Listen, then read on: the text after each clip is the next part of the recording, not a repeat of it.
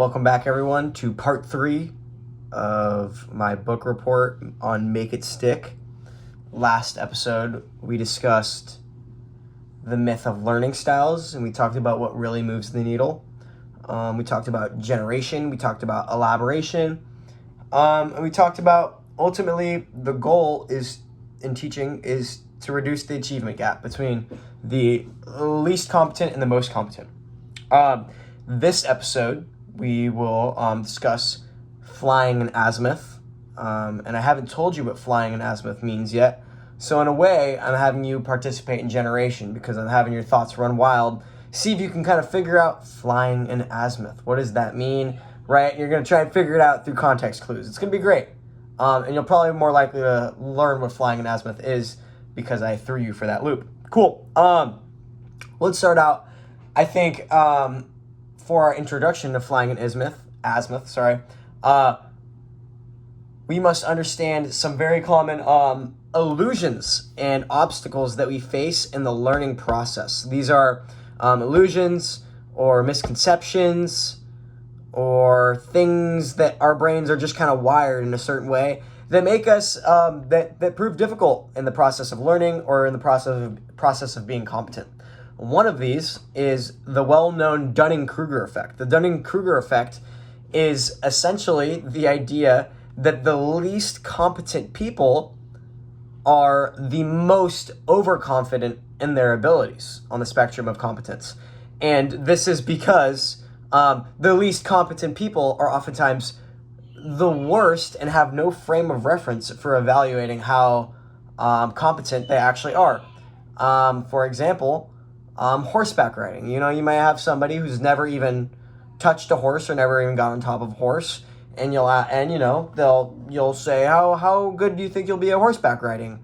They'll be like, yeah, maybe I'm pretty sure I got this, or maybe they even do have ridden on a horse once before, and they're like, yeah, this is super easy, I 100% got it, and they just have no idea what they're talking about. They have no frame of reference for what being good at riding a horse is. Now, what you get is somebody who has ridden a horse for maybe even done, I don't really know the words for it, you know what I mean? But like they've done like show stuff, or they're actually getting into it. They're getting into horseback riding and they want to maybe do it for shows. Say they've been doing it for 6 months and they'll say, I am terrible.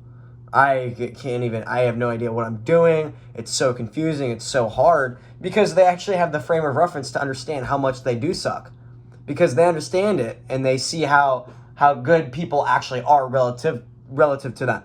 And then as you get better and better, your self-efficacy improves because now you actually have the talent to back it up and you understand, but you also do understand what competence looks like in that field. Anyway, so that's really important because oftentimes until we dip our toe into the water or until we actually get into the water, we can dip our toe into something and really be overconfident in what we can expect out of it. And I think that's actually applicable in a wide range of things, but let's just get that definition out there, and let's move on to another misconception or another illusion that humans fall very, very much so victim to because of our evolution, is our hunger for narrative.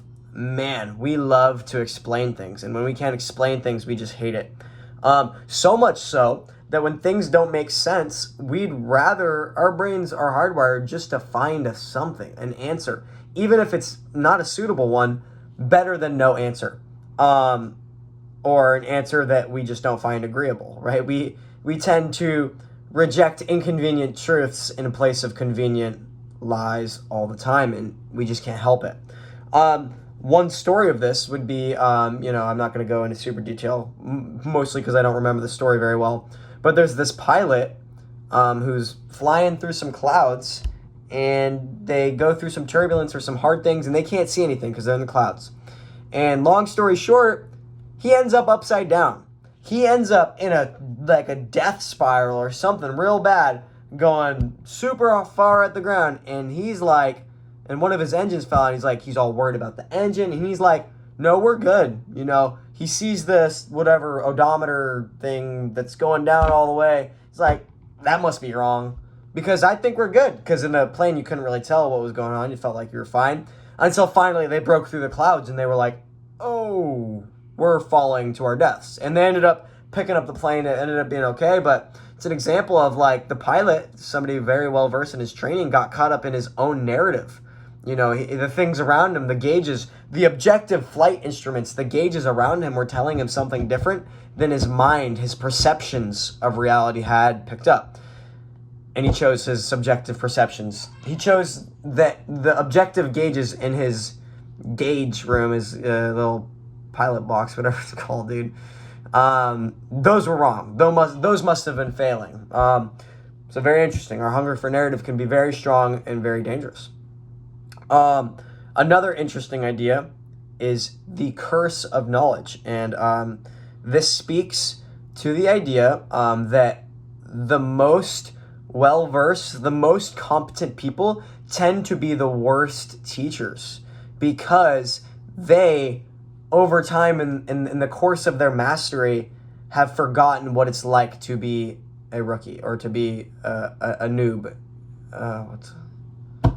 a beginner in some kind of endeavor, and they actually forget what the learning process really looks like and how to teach it, and they are surprised at other people's incompetence. They can't believe how a beginner can't quite understand what they're trying to teach. And oftentimes, the best teachers are fellow students who went through the learning process more in a more recent interval, or maybe people closer to that level. And this is called the curse of knowledge, right? As you become more knowledgeable, as you become more competent, oftentimes you lose sight, you lose touch with the people that you're trying to teach. Another idea is another things I want to talk about before we talk about a study is the false consensus effect. Is that when we believe something, we are much more prone to believe that surely everybody else thinks the same thing as me, and this is oftentimes not the case. I'm not going to talk about that much more. And then the big lie technique. This is used in politics. The idea is the more you're exposed to information over and over and over and over again, the more likely you are to believe it, even if you don't even particularly ascribe to that exactly. What's a good example? You see in politics all the time. Jeez. Things that are just complete lies get taken for truths. Not to get political or anything. Now, let's talk about this tune tapping experiment, which kind of actually throws in the curse of knowledge, the false consensus effect, kind of intertwines them. So there's this study where one group of people are hearing a song, and it's a certain rhythm, and they have to communicate what that song is. Out of a list of like 24, they have to tap it by the rhythm. They can only use their fingers or something. And if you asked them, they were about 50% confident. They were like, there's a 50% chance that they guessed the song. Very confident, reasonably so, out of a 4% random chance that the other person in the study would guess the song based on their tapping. In the study, their peers got less than 4%, which is worse than random chance. They grossly overestimated the ability of their peers to be able to recognize what the tune tapping is. So that's the curse of knowledge in the sense like they already know what the song is, and they're like, yeah, 100%, surely they're going to get the song. No, they couldn't even put themselves in those shoes. It's also a false consensus effect in the sense that they can't wrap their heads around somebody else perceiving it in a different way other than the way that their frame of reference is telling them. So these are really big hurdles in the process of learning for ourselves and for teachers. And how do we go about this? How do we solve this? And the antidote to illusion is replacing subjective perception with objective gauges of reality. Much like a pilot would use his objective measurements, his gauges, his bunch of odometers around him, and take note of them and believe them and use them as tools rather than letting our hunger for narrative and multitude of other illusions taking us away, taking us off course. And this is called flying an azimuth, and I believe it's something to do with the military. I think it's most commonly used in pilots, again, planes, right? Planes will go up another 5,000 feet to get high up enough in the air to see a certain landmark, to make sure they're still going on the right spot. Maybe, a soldier on the ground will climb a tree to get a vantage point. They're going to fly in azimuth to see if they're still on the right path. And this is your objective gauge, right? You can feel like you're on the right track. Yeah, I was over there that way. But you're in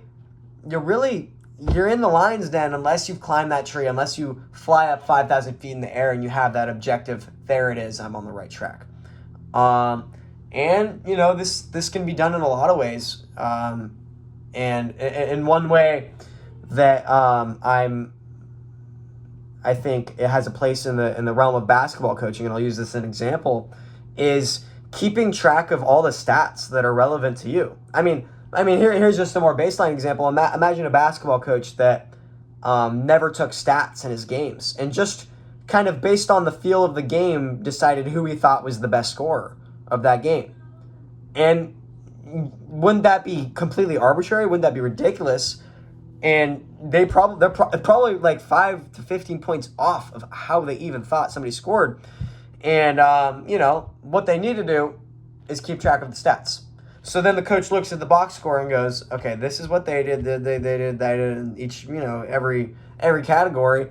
And then they kind of have some objective measures to go off instead of being completely arbitrary. Because as we've said, these illusions, man, they're dangerous. They're through the roof, and perception is oftentimes not reality. Cool. I think that's actually some of the biggest points that I wanted to talk about. I'll end with a quote. At the root of our effectiveness is our ability to take measure of our own performance. There you go. Think on that one, huh? Awesome. I will see you guys in part 4 when I talk all basketball. All basketball. We're applying every single one of these ideas and we're applying them to basketball. I already did that a little bit. Can't help myself, but thanks for watching. I'll see you on the next episode.